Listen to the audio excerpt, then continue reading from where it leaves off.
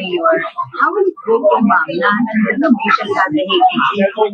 Yun ay pinag-uusapan namin ng kanyang ICC lawyer at ng kanyang Philippine lawyer kung paano siya maka-oath as a winner ng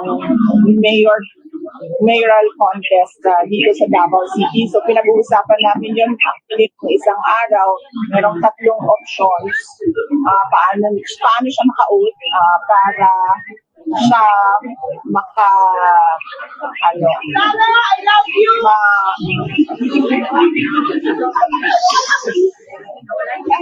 wala So, ano yan, diba?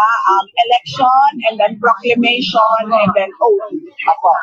So, sabi ng lawyer doon sa ICC, once we get the proclamation papers, pag-uusapan namin ulit kung paano makapag-oath si dating Pangulong Rodrigo Duterte.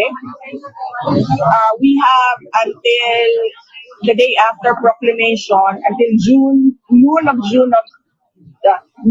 June 30 para siya maka-oath. So, our biggest